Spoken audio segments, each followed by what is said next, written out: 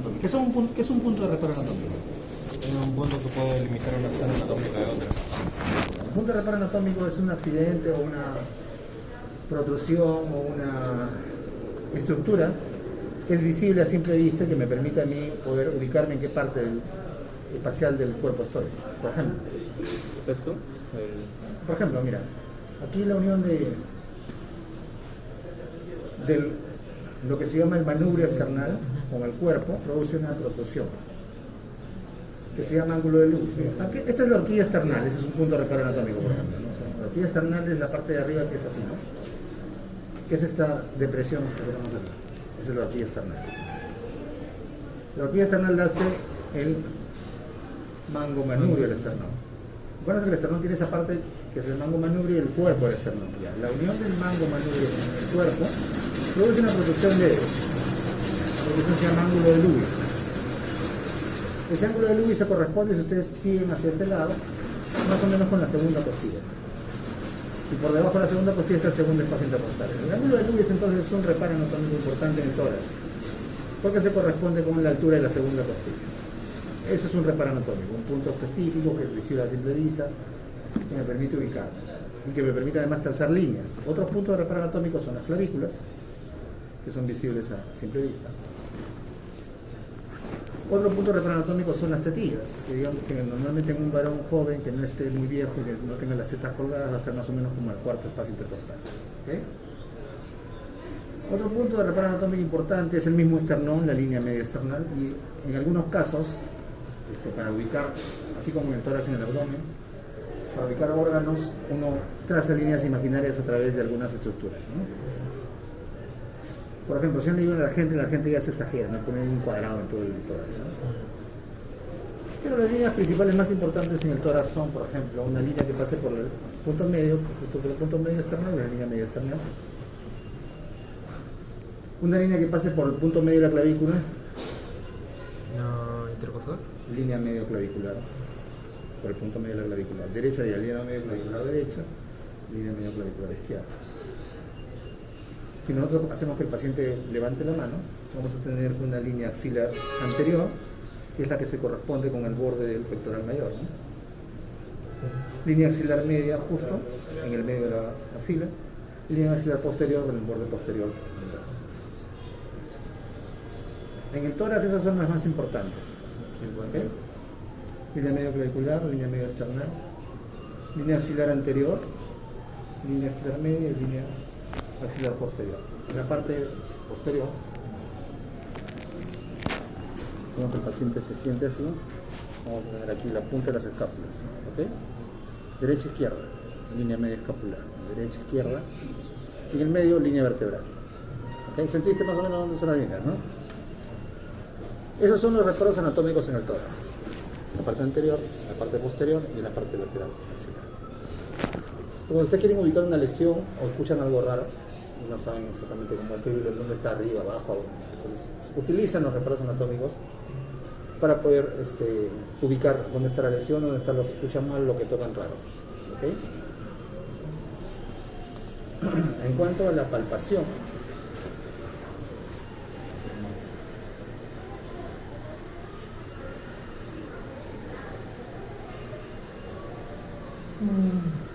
tengo mi libro en memoria.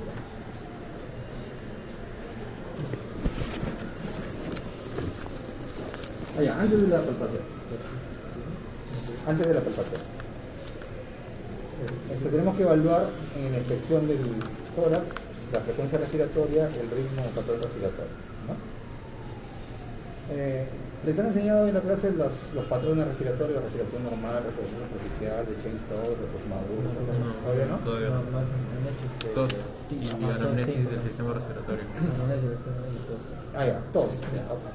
Han hecho anamnesis de tos. Ya solo vamos a ir viendo conforme vamos avanzando de los pacientes.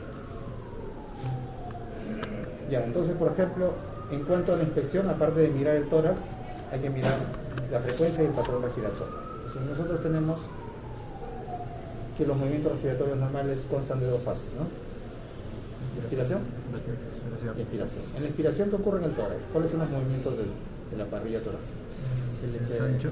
No, se eleva el diafragma se eleva. ¿El diafragma se eleva? o baja? ¿Cuál de ellas? No, ¿Se eleva? ¿No seguro? no, se haga. La respiración es con presión negativa del diafragma. El diafragma baja para por presión negativa hacer que el aire entre. No es como el ventilador, ¿no? El ventilador me empuja a presión positiva del aire. Por eso cuando ponemos ventilación decimos que la ventilación es a presión positiva. Porque la ventilación normal de la persona es a presión negativa. Lo que ocurre en el tórax es que el diafragma, efectivamente, que es el músculo respiratorio más importante, se contrae y baja, o sea, digamos, en altura, ¿no? Si estamos en posición parado, baja, y al hacer eso crea una presión negativa en el tórax, que hace que el aire entre. Si nosotros respiramos, el diafragma baja, el diámetro antero-posterior del tórax aumenta, porque los pulmones se llenan de aire, ¿verdad? Y cuando yo expiro, al contrario, el diafragma sube, se relaja, el diámetro antero-posterior del tórax disminuye y el aire sale. ¿Ok?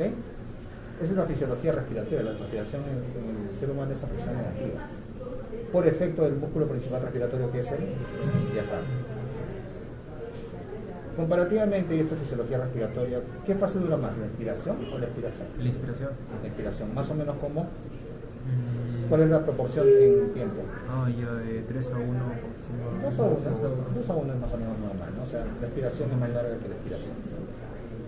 Por eso es que cuando escuchamos, por ejemplo, que un paciente, y esa es la ocultación, ¿no? Pero digamos podemos ir adelantando. Cuando ocultamos un paciente, normalmente vamos a escuchar eso, no inspira y bota rápido. Pero si escuchamos que inspira y bota así lento, nosotros describimos eso como inspiración prolongada, porque eso no es normal. Lo normal es que la inspiración dure más que la expiración. ¿Okay? Entonces, en la mecánica respiratoria el músculo principal es el diafragma, pero además se ayuda también de los músculos interdistales. Lo que no es normal es la participación de otros músculos, ¿verdad? Que yo tenga ayuda de del abdomen, movimientos abdominales, que yo tenga movimientos de tiraje supraclavicular, que tenga hundimiento de las costillas, entre las costillas, eso no es normal, se llama tiraje. O uso de músculos accesorios para respirar, que el paciente haga esto, eso no es normal. Por eso yo voy a observarlo cuando yo mire al paciente. Si está respirando tranquilamente, está hablando conmigo, no pasa nada, ¿no? Pero de repente si noto que está muy agitado, aparte del aumento de la frecuencia respiratoria, yo puedo notar si hay uso de músculos accesorios, si el paciente tiene que parar a cada rato para hablar, si se agita o se cansa como los niños, ¿no? Cuando cantan, ¿no? Todas esas cosas debo yo observarlas en el momento que estoy hablando con el paciente y estoy haciendo la inspección de la parte respiratoria, no solamente la parte morfológica del tórax. Entonces tengo que mirar la frecuencia respiratoria, tengo que mirar el patrón respiratorio, si es un patrón respiratorio normal, y mirar si hay alguna alteración o ruido agregado. Algunos pacientes que tienen problemas de la vía respiratoria alta pueden tener sonidos raros como estridores o roncos, o cuando hablan tienen la voz un poco rara, ¿no? Ronca o con un tono distinto. Todas esas cosas yo debo tomar nota para poder describirlas. No es exactamente del pulmón o del tórax, pero algunos tumores o cáncer de laringe pueden producir alteraciones importantes en la voz, porque afectan los nervios, ¿no? Que movilizan la laringe. Se expanden y pueden producir compresión de redes nerviosas y cambian la voz. No cambien la voz. Eso no es normal. Una persona habla, digamos, con un tono de voz más o menos normal y más o menos regular, pero si eso cambia, también debe ser motivo para que nosotros tomemos nota de eso.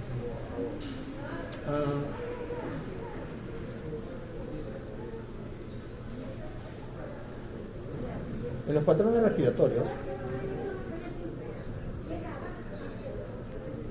digamos que lo normal es lo que estamos diciendo, ¿no? Inspiración, expiración, inspiración, expiración.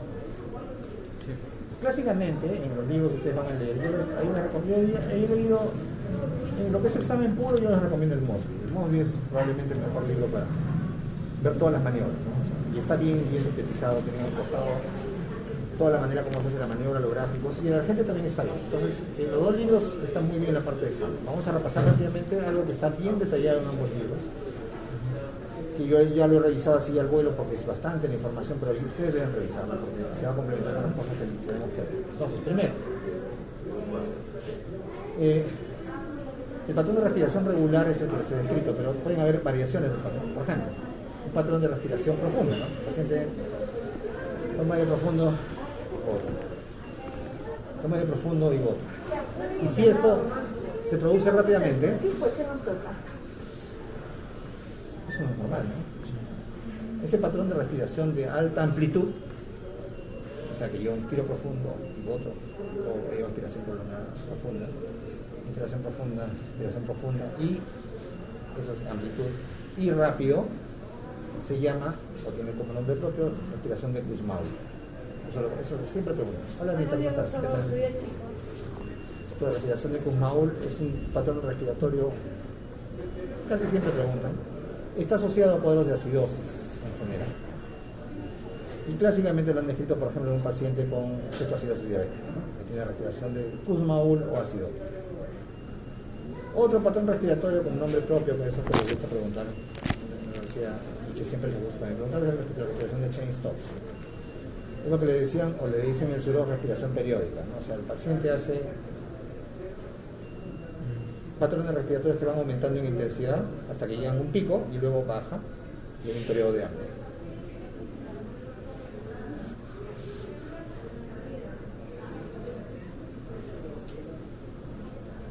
Eso es el patrón de Cheyne-Stokes.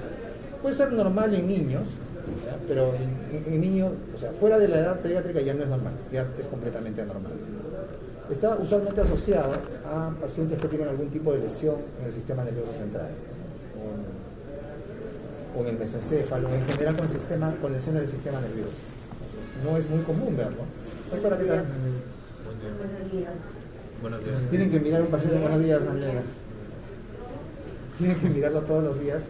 Tienen que mirar a un paciente que está con, digamos, en coma o en estupor y mirar atentamente y a ver si logran detectar el patrón, ¿ya? O sea, yo he visto un par de veces, ¿no? O sea, sí hay efectivamente pacientes con lesiones del sistema nervioso central, del mesencéfalo, etc. Pero necesita una observación muy precisa, ¿no? O sea, ustedes podrían sospechar si hay un paciente en estupor, en coma, en una unidad de cuidados intermedios o no, sí, tendrían que mirarlo bien, si es que no está con ventilador, ¿no? Porque ya cuando le metemos en ventilación mecánica ya se enteró todo, ¿no? Estamos viendo el patrón del ventilador, no vamos nosotros. Entonces, esos dos patrones, por ejemplo, siempre son sujetos de preguntas. ¿Qué más puede haber? Puede haber una respiración superficial en cualquier persona. Si, por ejemplo, ustedes tienen una lesión de tórax, el otro día mi hijo, hace como 2 semanas, él le gusta hacer bicicleta y hace downhill, se lanza en bajada, ¿no? Se sacó la mula. Antes se ha caído, pero esta vez se cayó fuerte, ¿no? Y estaba asustado porque no podía respirar. Entonces tuvimos que llevar a la emergencia de realidad, etc. Entonces él no podía respirar bien, entonces no podía expandir bien, tenía que respirar superficialmente y rápido. Esos patrones se ven justamente en eso, en lesiones traumáticas de tórax que tengan o no, que pudiera tener yo. En ese momento lo vi y no tenía signos de neumotórax, pero de todas maneras había que ver, pues no tuviera ninguna fractura ni nada. Pero asociada con traumatismos torácicos o con neumotórax o con hemotórax o con en general cualquier cosa que impida o haga que el movimiento respiratorio sea doloroso, va a producir patrón de respiración superficial, ¿no? La persona va a respirar con una amplitud muy chiquita y para compensar en eso la amplitud del movimiento respiratorio va a hacerlo más rápido. Cuando aumento la frecuencia respiratoria, ¿cómo se llama? Taquimia. Taquimia. Cuando bajo, ¿qué tal? Buenos días. La frecuencia respiratoria. Bradipnia.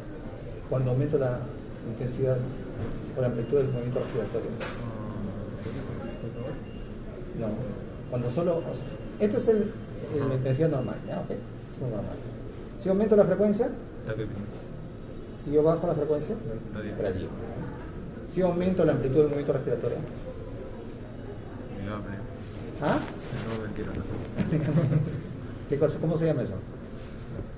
Eso se llama hiperepnia. Ah, hiperepnia. Y cuando yo bajo la amplitud del movimiento respiratorio, hipopnia. ¿Ya? Esas cositas también le gusta preguntar, ¿no? Hiperepnia, hipopnia, taquimia, bradipnia. Los gráficos de movimiento respiratorio se acordarán ustedes, ¿no? Por eso, eso se llama volumen corriente, ¿no? El volumen que normalmente nosotros intercambiamos, sin esfuerzo. Inspiración forzada, expiración forzada, capacidad pulmonar total, etc. Esas cosas no vamos a entrar en detalle porque eso se ve mejor cuando uno hace medicina interna. No tanto cuando hacemos semiología, pero todos esos gráficos de función respiratoria sirven justamente para eso, ¿no? Dense cuenta que el aprendizaje de medicina es secuencial, todo lo que han aprendido antes de venir aquí tiene un uso. Ya, entonces en cuanto a la frecuencia respiratoria, los patrones que les he dicho, ¿no? Respiración superficial, respiración profunda, respiración de Cheyne-Stokes, respiración de Kussmaul. Cuando no hay movimiento respiratorio se llama apnea, ¿no? Apnea, es un movimiento respiratorio. Eso de ahí en Cheyne-Stokes, ¿no? Por ejemplo, ya les dije, uno respira rápidamente, aumentando en intensidad y luego baja hasta que es una pausa. Cheyne-Stokes. Hay otros patrones que van a leer ustedes en los libros, respiración atáxica que aumenta, o sea, patrones totalmente irregulares. Bueno, eso no es muy difícil darse cuenta. Pero digamos que desde el punto de vista práctico lo más importante es conocer esos patrones, ¿no? O sea, pueden haber cualquier variación que a ustedes se les ocurra, pero lo mismo ocurre aquí que para los hábitos morfológicos, no hay una relación directa. Se ha observado, se ha visto una correlación que el patrón de Kussmaul se ve en situaciones donde hay acidosis metabólica, como en la cetoacidosis diabética o en cualquier otro. Puede ser en cualquier otra situación donde hay acidosis metabólica. Un paciente que está, por ejemplo, un paciente que es un nefrópata que hace una descompensación aguda de la falla renal crónica va a ser acidosis, ¿no? O sea, podría también tener, no es diabético, pero puede tener el patrón de Kussmaul. Entonces, básicamente es una respiración acidótica. ¿Okay? Y eso tiene una razón de ser, ¿no? Porque la acidosis metabólica se compensa con la respiración. En equilibrio ácido básico, que ustedes deben haber estudiado en algún momento en fisiología, saben que hay una acidosis respiratoria y una acidosis metabólica. La acidosis respiratoria se debe al ¿cómo se llama? CO2. Al CO2. La acidosis metabólica al bicarbonato, ¿no? Al nivel de bicarbonato. Entonces, si yo tengo acidosis metabólica significa que tengo poco bicarbonato en la sangre. Por algún motivo, por lo que sea, por compensación de falla renal, porque tengo cuerpos cetónicos libres con la cetoacidosis, por lo que sea, tengo acidosis metabólica. Entonces, para yo compensar esa acidosis, yo debo eliminar lo que produce también acidosis, en este caso, que es el CO2. Entonces, ¿qué hago yo para eliminar el CO2? Aumento la frecuencia de respiración, porque cuando yo hago eso, barro el CO2. ¿Qué tal, doctor? Entonces, cuando yo hago eso con la respiración acidótica, lo que estoy haciendo, ¿qué tal, licenciado? Buen día, buenos días. Cuando yo aumento la frecuencia de las respiraciones, lo que estoy haciendo es barriendo el CO2. Esa es la explicación por qué la respiración de Kussmaul es así, de alta frecuencia y de gran amplitud. Porque lo que está haciendo es barrer el CO2. ¿Y en el hipo? ¿Cuál? En el hipo. ¿Cuál hipo? Barra, el CO2 se come. No, el hipo es un movimiento espasmódico del diafragma. ¿Cómo? No. ¿Así les han dicho que por el acidosis hay? No.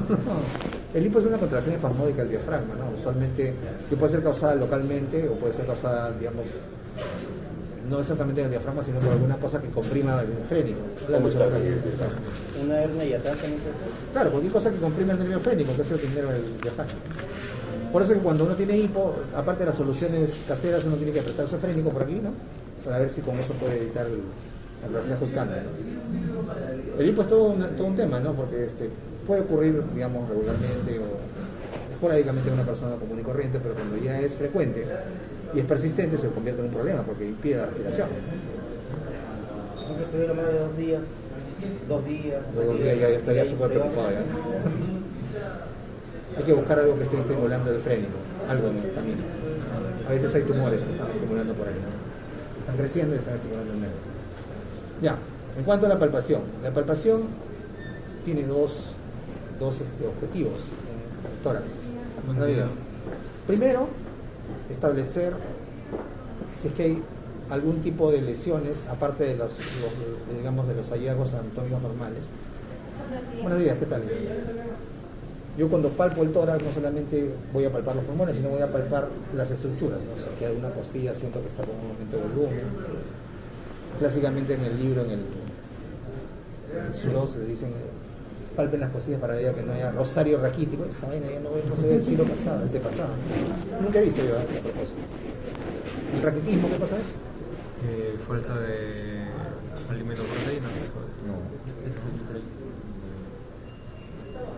¿Qué falta cuando...? O sea, se produce raquitismo cuando falta qué cosa?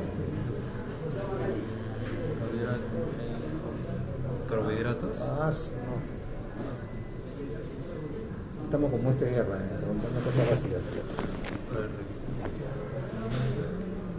Carbohidratos, ¿no? Vitamina D. Vitamina D. ¿Y el escorbuto? Escorbuto. Por eso se moría la gente cuando viajaba, pues, ¿no? En los barcos, meses. No tenía vitamina C. Todos morían de escorbuto en el camino. Ya, entonces, cuando yo palpo el tórax, el primer objetivo es mirar que no haya ninguna alteración en las estructuras normales, ¿no? Las estructuras óseas, musculares, que voy a palpar. Si es que, primero voy a palpar si es que veo que hay algo más o menos raro, ¿no? Si yo veo, ayer se acuerdan, conversamos con el paciente. Si yo veo que hay una glándula mamaria aumentada de tamaño, entonces la voy a palpar, tengo que palpar de todas maneras. Lo siguiente es ir a palpar la ampliación del movimiento respiratorio. Y entonces eso se va a hacer colocando al paciente básicamente de espaldas para ver la ampliación de las bases y luego palpar las vibraciones vocales, que es lo que vamos a hacer. Yo voy a buscar un paciente para hacer la palpación de la ampliación respiratoria y luego de las vibraciones vocales para ver la técnica. ¿Okay? Y al mismo paciente voy a enseñarles la técnica de la percusión. La percusión es una técnica, ¿cómo estás? Que nos permite apreciar la calidad sonora de las estructuras que están dentro del tórax. Entonces, hay dos técnicas de percusión: la percusión directa y la percusión indirecta. La percusión directa se hace con una sola mano. Ese es el modelo ideal. Puedo hacerlo con el puño. La verdad a mí no me gusta, porque necesitas golpear un poco fuerte, entonces para que se te incómodo. O puedes golpear de esta manera, ¿no? Bueno, vamos a sentir porque tiene un montón de ropa. El paciente vamos a sacarlo. Y luego la percusión indirecta. La percusión indirecta se hace con dos manos. Sobre un dedo percuto yo con un movimiento de muñeca en los espacios intercostales. La técnica de percusión es de arriba abajo, de la parte medial hacia la lateral. Se percute todo el pulmón de arriba abajo, en la parte posterior, en la parte posterior. Hola, ¿qué tal? Se percute en la parte lateral y se percute en la parte anterior. En la parte anterior, cuando percutamos, vamos a notar un cambio de sonido, que se ocurre porque el hígado está más o menos a la altura del quinto sexto espacio intercostal. Y cuando vamos a notar la diferencia. Cuando percutimos un pulmón normal, se escucha un sonido sonoro que se llama sonoridad normal del pulmón. Pero podemos encontrar otras variaciones cuando percutimos en general, ¿no? Lo que me llama primero la atención es cuando yo escucho un sonido más opaco, de menor intensidad, más grave. Matidez. La matidez está ocasionada, ¿cómo estás? Está ocasionada básicamente por una víscera sólida o por la interposición de un medio líquido. Si ustedes han leído o leen en la gente, van a darse cuenta ahí que, por ejemplo, la percusión me permite a mí con mucha... ¿Qué tal? ¿Cómo estás? Con un R muy interesante de 5.7 o 5.8, por ejemplo, ya predecir de que puede haber una interposición de líquido. Cuando lo siento sobre todo en la parte posterior. La percusión detecta con mucha precisión, o sea, el hallazgo de la matidez, del cambio de sonoridad matidez en la parte posterior, me detecta rápidamente, o puede ser una herramienta rápida para diagnosticar una posible interposición líquida, que puede ser un derrame pleural de cualquier patología, de cualquier etiología. Entonces, yo voy a percutir por la técnica que ustedes quieran, directa o indirecta. Yo les recomiendo utilizar la técnica indirecta, que es la más precisa, se escucha mejor. Primero, escuchar la sonoridad normal del pulmón, que es lo que vamos a hacer con el paciente, y luego apreciar el cambio de sonoridad normal a matidez, sobre todo en la parte anterior, a la altura del quinto espacio intercostal más o menos, porque ahí está el reborde superior del hígado, y vamos a notar que se escucha en la parte anterior y lateral derecha. Entonces, lo que vamos a hacer, vamos a inspeccionar a un paciente para palparlo, ver la ampliación del tórax, y luego ver las vibraciones vocales, que se hace de esta manera. Gira bien. ¿No? Se coloca de esta manera las manos y se le pide al paciente que diga un número, usualmente 33, para que vibre, y debemos notar la vibración normal del pulmón. Tenemos tres situaciones: que vibre normalmente, y ustedes tienen que palpar para escuchar cómo se vibra; que vibre con mayor fuerza, o sea, vibraciones vocales aumentadas, y eso ocurre cuando tenemos, por ejemplo, que Cuando tenemos consolidación pulmonar, ¿no? O sea, cuando tenemos algo que llena los espacios de los alveolos. Hemotórax. No. Bronquio. Neumonía está bien. Ya. Un tumor pulmonar. O sea, todo lo que sea sólido, tengo buenos días. Todo lo que sea sólido va a vibrar con más fuerza. Nada más. Lo que sea gaseoso, cuando se llena mucho aire el pulmón, vibra menos. ¿Ok? Cuando se llena de líquido, también vibra menos. El líquido se interpone. Por física simple. ¿Qué es lo que conduce más rápido la vibración? ¿El sólido o el líquido? Líquido. El sólido como conduce la vibración más fuerte. O sea, tú vas a sentir más fuerte la vibración. Si te digo agarra un palo y lo hago vibrar del otro lado, vas a sentir más fuerte, ¿verdad? Porque es sólido. Agarra un globo, que no es exactamente un líquido, ¿no? Pero no lo vas a sentir tan fuerte. Se va a perder, la energía se pierde con el movimiento de líquido. ¿Okay? En el sólido se transmite completamente la energía, porque no se mueve, no vibra mucho. O sea, no cambia de posición, todo se transmite.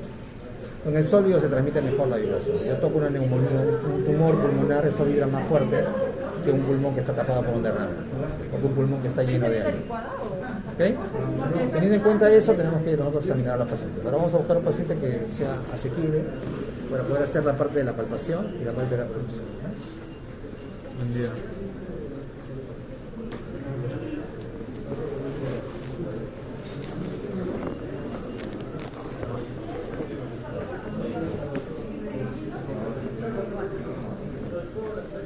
No es el ojo. ¿No era la ojo?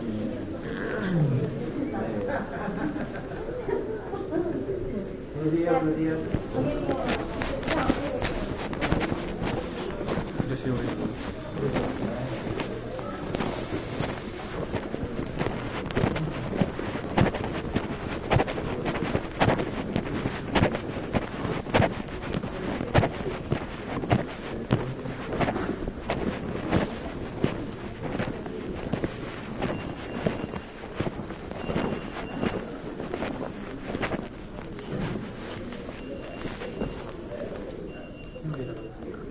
Yo voy. No, acá no está en condiciones.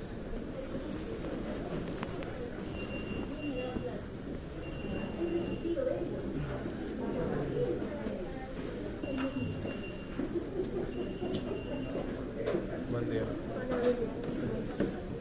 Hola. Buenos días.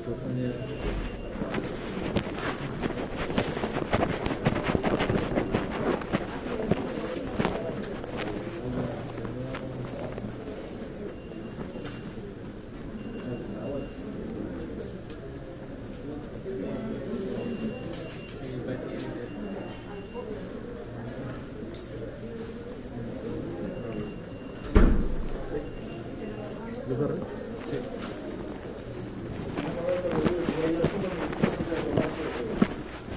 Entonces, Buenos días. está inmovilizada la pierna, no puede sentarse entonces. Ya. Vamos a aprovechar que está echado para poder examinar. Voy a solamente escribir.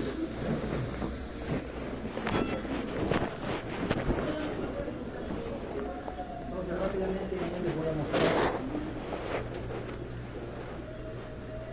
la palpación y la percusión del tórax en la parte anterior, que es lo que podemos hacer porque tenemos limitados y no puede moverse mucho. ¿Okay? De la palpación, primero lo que voy a yo evaluar es la vibración vocal. Entonces, así como les enseñé en la parte posterior, yo voy a colocar mi mano de esta manera y le voy a decir al señor, por favor, diga 33. Diga 33. 33. Diga 33. 33. Ok. Entonces, la otra manera es que si yo estoy delante de él, coloque las dos manos. Sí. ¿Ok? Entonces, de esta manera, 33 por favor. 33. Ok. De esa manera yo evalúo las vibraciones vocales en la parte anterior y lo mismo en la parte posterior. ¿Okay? Lo siguiente que voy a hacer es voy a percutir. Entonces, solamente voy a hacer en la parte anterior porque no puedo movilizarlo de derecha, ni tampoco izquierda, ni por la parte posterior. Percusión indirecta, un dedo,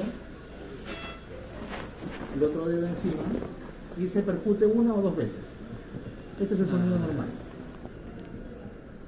¿Se dan cuenta? Muñeca. ¿Ok? ¿Sí? Justo en la unión de la falange media con la distal.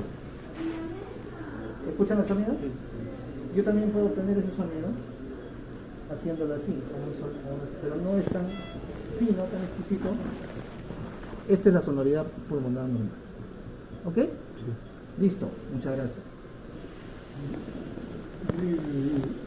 Ayúdame un poquito por ti. Sí. ¿Desea que le suba una cama?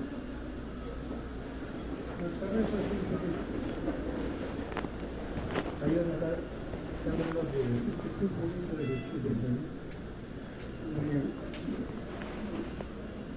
Ahí. ¿Está bien? ¿Mejor? ¿Ahí está bien?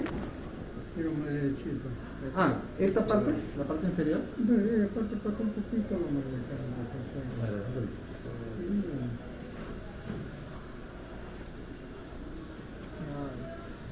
Ahí dentro. Levántale.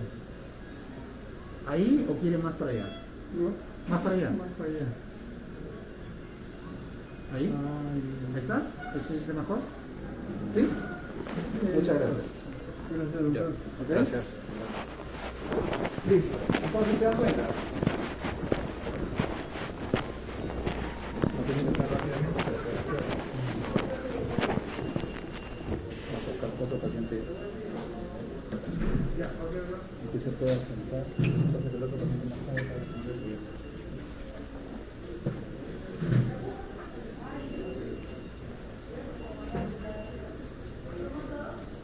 ¿Lo que te escuchamos? Corrige la pregunta, tengo. Sí, ¿no? Eso hará falta.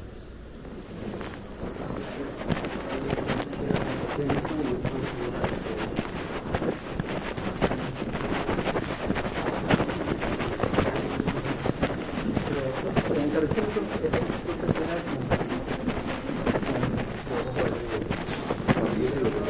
es lateral en pulmones, donde hay un faro,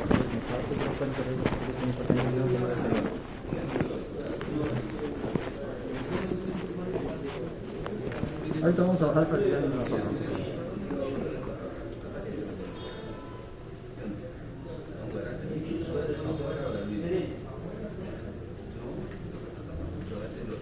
Vamos a ver, hay un paciente que está sentado, vamos a tratar de ver la precisión de la opinión. Buenos días.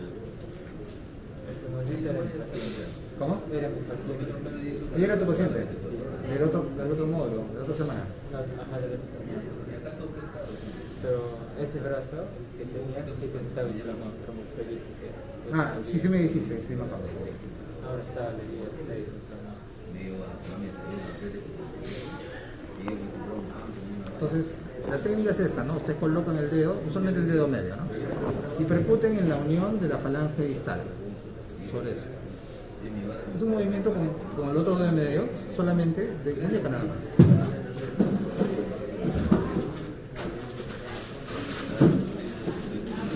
Eso se llama percusión indirecta. Están haciendo vibrar con esta mano, ¿no? Están percutiendo. La percusión directa es como hice, ¿no? Así con la mano, solamente con el canto de la mano, o con el puño, que la verdad a mí no me gusta, ¿no? O sea, se necesita mucha fuerza para hacer sonar bien el pulmón. Y molesta, ¿no? Pero el paciente que le están ¿Es un pegando. golpe seco o solamente como Es así como han visto, ¿no? Es un golpe seco, ¿no? Para escuchar el sonido.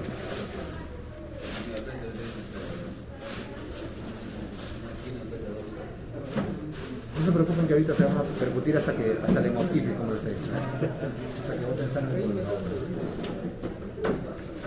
Ojo que esto que parece broma es también, o sea, está escrito que cuando se percute demasiado el tórax puede producir hemoptisis. No es un cuento, ¿sí? Pero estamos hablando pues de que te estén todo el día ahí golpeando el pecho, ¿no? O sea, Yo no entonces. ya no. no puedo practicar todo? ¿Alguna pregunta respecto a la palpación y a la percusión? O sea, cuando ves el 33 Hz como vibra entonces. ¿Tienen algún nombre los maniobras, doctor? ¿Te gusta el nombre de Es que si yo no preguntaba. No, percusión directa. Así están todos los textos, ¿no? Percusión directa cuando percutes con el canto de la mano o con Ajá. el puño, indirecta cuando utilizas la otra mano, ¿no?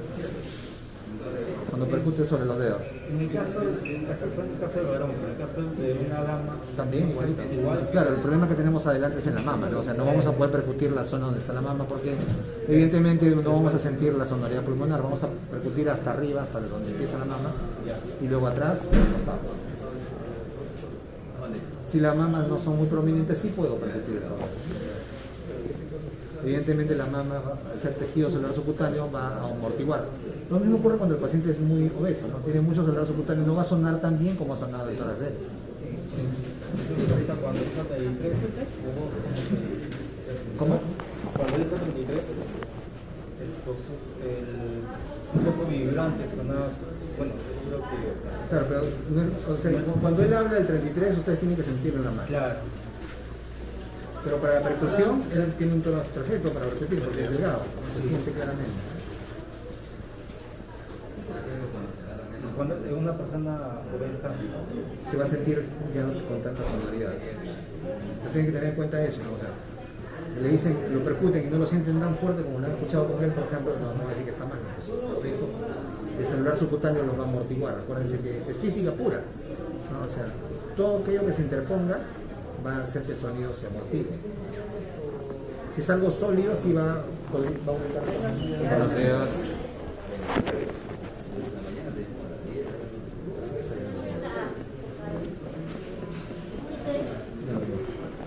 ¿Tu paciente, doctor, el mismo que vimos ayer? Pero no ha abierto aún su desayuno. Porque vamos a esperar un ratito y lo abordamos. Una persona mayor ahora. Ah, En la percusión Ya hay tenemos muchos la jóvenes. resonancia normal, que es lo que ustedes han escuchado. La hiperresonancia es que cuando hay mucho aire suena de una motor, suena más fuerte, más intenso, un poco más agudo. La matidez, que es aquí, que vamos a ver, esperemos, si no con alguno de ustedes. Y el timpanismo, que es un sonido que no se escucha regularmente en el tórax. El timpanismo se escucha en el abdomen. Pero vamos a percutir a algunos de ustedes para que se escuchen la diferencia.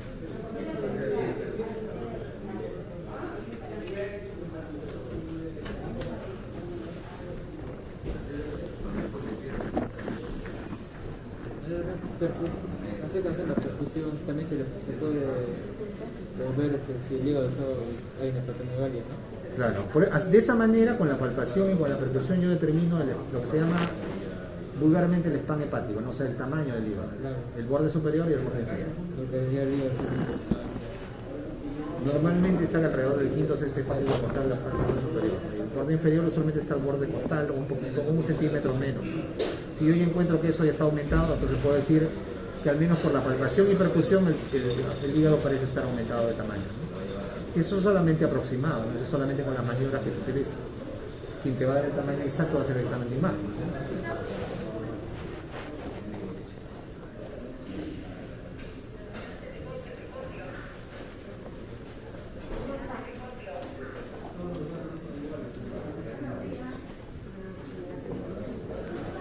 Posición precisa para palpar el... Buenos días, licenciada. ¿Alguna pregunta más sobre palpación y percusión? Aquí recién sienten que están examinando al paciente, que se encuentran cosas distintas. Efectivamente, en todas las empieza la parte interesante de ese modelo.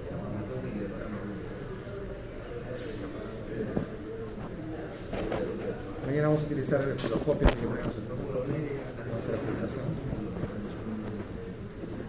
Todos los reparos anatómicos de los cuales hemos hablado hoy día van a tener sentido en este segmento y en el de cardiovascular, para que ubiquen los puntos de orientación cardíaca.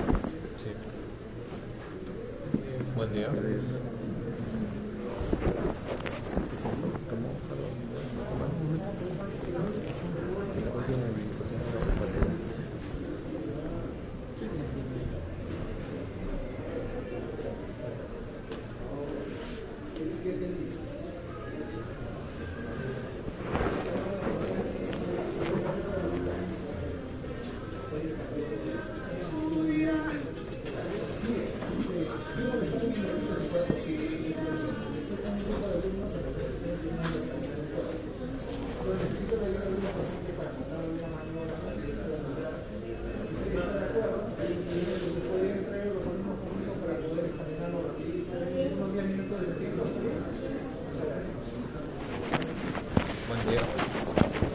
Celestino nos va a ayudar con el examen el día de hoy. Con él, aprovechando la posición con la que está, no se mueva ahí, vamos a hacer la palpación de la parte posterior del toro. Un poquito de...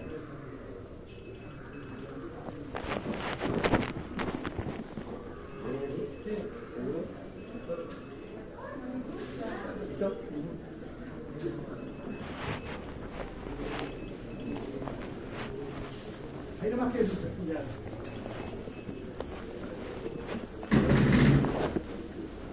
Entonces, le voy a escribir aquí, ¿ya?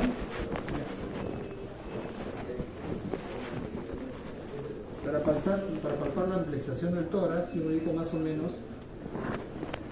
Esta es la apófisis de la séptima cervical, que es otro punto, otro reparo anatómico importante. Entonces yo más o menos calculo 1, 2, 3, 4, 5, 6, 7, como hasta el 10. Sí. Coloco de esta manera mis dedos pulgares en la parte media de la línea vertebral, de esta forma. ¿Okay? Y le voy a decir al paciente, toma aire profundo. Suelta. Y de esta manera yo estoy midiendo la amplexación pulmonar. Otra vez. Suelta. El objetivo de esta maniobra es que yo detecte alguna asimetría en la amplexación. Si hay alguna parte del pulmón derecho o izquierdo que se mueve menos, eso es anormal. El movimiento de amplexación debe ser simétrico. Cuando yo ingreso aire a los pulmones, ambos deben llenarse de aire y ambos deben moverse en el mismo momento. Otra vez, toma aire profundo. Bueno, listo. Otra manera de hacerlo es colocando de esta manera las manos, pero la verdad es que es menos sensible, ¿no? O sea, de esta manera es mejor. Aprovechando esta misma posición, vamos a ver la palpación de las vibraciones vocales. Yo coloco mis manos de esta manera y le voy a pedir al paciente que diga 33. Diga 33, señor. 33. Otra vez más. 33. Ok. La manera que postula las manos. Ah, de la Sí. Diga 33, por favor. 33. Una vez más. 33. Listo. ¿Sientes? ¿Sentiste? Sí, sí, sí.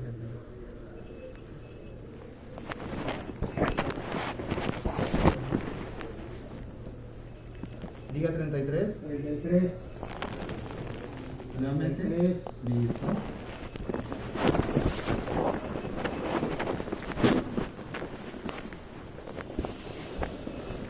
Diga 33, por favor. 33. Una vez más. 33. Ok, esas son las vibraciones vocales normales. Sienten cómo vibra simétricamente en ambas manos. Una vez más, 33. 33. Otra vez. 33. Correcto, muy bien. Esas son las vibraciones vocales normales. No se le escucha nada, no se le siente nada normal en la vibración, la amplexación también es normal. Y voy a aprovechar esa posición para yo mostrarle cómo se hace en la parte posterior la percusión. ¿Ok?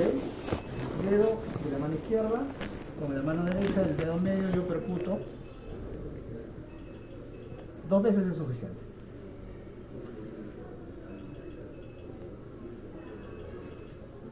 Ese es el sonido del pulmón. ¿Sienten? Sí. ¿Con una sola mano? Ahí está. Fíjense más acá, ¿sí se escucha? La ruido esto parece infernal. ¿Ya?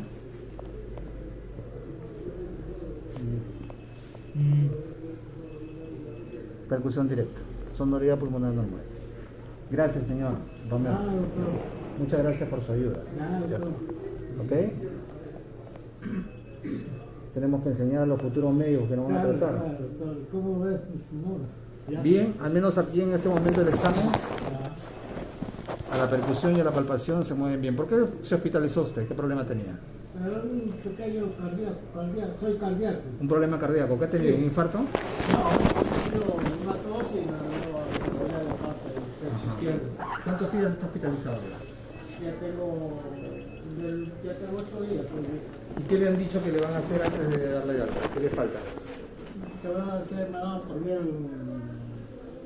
¿cómo se llama el que lo pone? Marcapaso, No, Holter mapa, no, ecocardiografía, electrocardiograma. no le ponen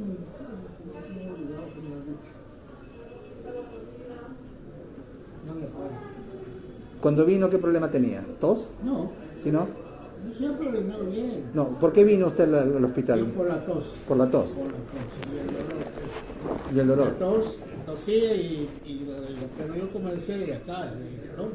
Ya. Yo comenzaba del estómago. Y ahora que le han hospitalizado, ¿le han dicho que el problema es del corazón o del estómago? Bueno, me dicen, no me dicen, la verdad dicen de corazón. Ya. Pero yo no siento nada. Ahorita No siento yo, nada. Yo entré martes, no, entré miércoles. Miércoles entré. Ujú. Miércoles entré a las 8 de la noche. Al otro día, a las 2 de la tarde ya estaba. Ya estaba bien. ¿Usted es hipertenso, diabético? Hipertensión. ¿Diabético? No, ¿Ha tenido infarto al corazón, infarto cerebral? no. No. ¿Toma sus pastillas para la presión? Sí, yo tomo. Yo tengo tratamiento acá con el hospital. Ah, ya. Entonces seguro ya pronto le van a explicar exactamente qué es lo que tiene que hacer, qué es lo que exámenes que le van a hacer antes de irse a la casa. Ya, claro. ¿Ya? Ya. Ahora yo le escucho, bueno, no le he puesto el estetoscopio, pero haciendo las maniobras para ver el movimiento pulmonar, todo está dentro de lo normal y lo esperado. ¿Ok? Muchas gracias. Para 89 años que tengo. Usted está cañón. Gracias por su ayuda. Doctor, gracias. Gracias. Gracias. Luego. Listo, vamos. ¿Ok? ¿Claros todos? Y ahora nos vamos a cansar de todo. Nos vamos a cansar de negociar.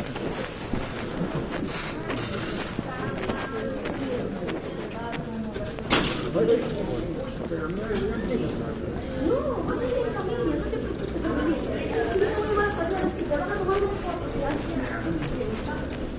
Ah, tomografía.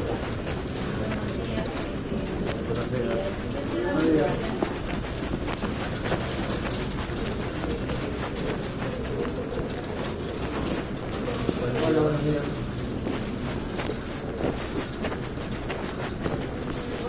¿Dónde se ha ido Juan Carlos? ¿Se fue con la tomografía? Vale, yo te lo voy a poner acá.